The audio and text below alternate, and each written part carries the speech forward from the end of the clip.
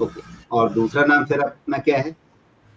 So power as a theme will continue, Rajiv ji. I think जो government का focus है इसके वजह से I think power will continue as a theme. तो Tata power is one stock जहाँ पे हमें लगता है आई थिंक जनरेशन तो है ही है, बट जो रिन्यूएबल्स में ये एक अच्छा खासा एडिशंस कर रहे हैं, I think that can be a huge game changer going forward. Obviously I think इनके जो एग्जिस्टिंग पावर जनरेशन के कैपेसिटीज और कैपेबिलिटीज हैं, यहाँ पे रियलाइजेशंस में एक ठीक ठाक इजाफा होने के चांसेस हमें लगते हैं. दूसरा I think from a leverage perspective बहुत ज्यादा लेवरेज बढ़ने की उम्मीद मैं लगा नहीं रहा हूँ, और इसके वजह से I think leverage component should remain very very stable on to the balance sheet. Last but not the least I think अगर हम एक्सपेक्टेशंस मान के चल रहे हैं कि जो केपेक्स नीड्स रहेंगे पूरे एक्सपेंशंस करने के लिए, रिन्यूएबल्स हो और सिलेक्टिवली थर्मल के लिए भी, I think it should be in a calibrated manner, in a sense की जो टारगेट सेटिंग है इन terms of per unit sold, जो एक्सपेक्टेशन है पावर कंजम्पशन ट्रेंड्स की भारतवर्ष के लिए अगले 4-5 वर्षों के लिए, और जो एक पूरा इकोसिस्टम टाटा पावर बांधना चाहती है, it's not just power but जो चार्जिंग इंफ्रास्ट्रक्चर है जैसे हम कह रहे हैं ईवी व्हीकल्स के लिए, आई थिंक ये सारी चीजें आई थिंक जुड़ के आ सकती है.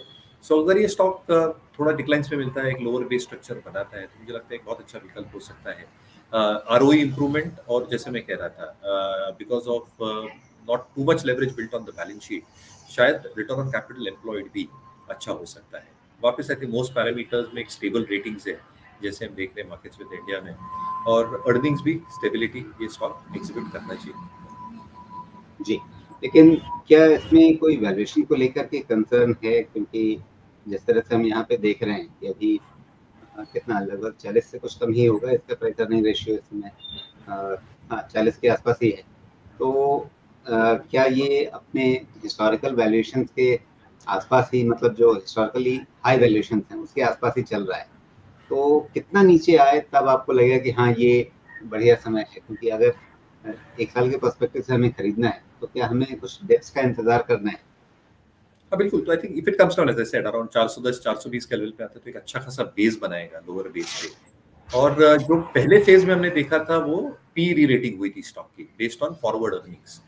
अभी जो री रेटिंग होगी वो एक्चुअल अर्निंग्स पे होगी, जिसके वजह से आई थिंक पी रेटिंग बहुत ज्यादा नहीं होगी but earnings will drive the stock price. जी, तो अर्निंग्स में अगर हम हाल का जो नंबर का एक चार्ट देखें तो हमें यहाँ पे अर्निंग्स में दिख रहा है कि कुछ लगातार इसने इम्प्रूवमेंट्स की हैं, और खास करके पिछली तिमाही में इसने बहुत ज़बरदस्त अपनी अर्निंग्स ऐड की थी, खास करके सेल्स फ्रंट पे, और नेट प्रॉफिट में भी इसने इम्प्रूवमेंट तो दिखाया ही था. तो क्या यहाँ से ये ट्रेंड कंटिन्यू करेगा, या जून तिमाही जो है वो एक उसके अंदर कोई सीजनल इम्पैक्ट था? क्योंकि मार्च से जून के बीच में हम अक्सर ये देखते हैं कि उनकी सेल्स काफ़ी बढ़ जाती है पहले से.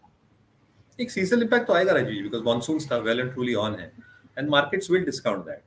तो आगे जैसे होगा I think it's an entire play in terms of building of new capacities, not taking too much leverage on the balance sheet, expectation in terms of realisations जो होंगे per unit of power generated remaining stable, and because of lower leverage on the balance sheet जो access volumes आएंगे over the next few years, उससे एक automatic implied multiplier effect आ जाएगा in terms of absolute EBITDA and absolute. जी, अच्छा, ये जो दोनों ही नाम आपने बताए, ग्रीनफ्लाई और टाटा पावर,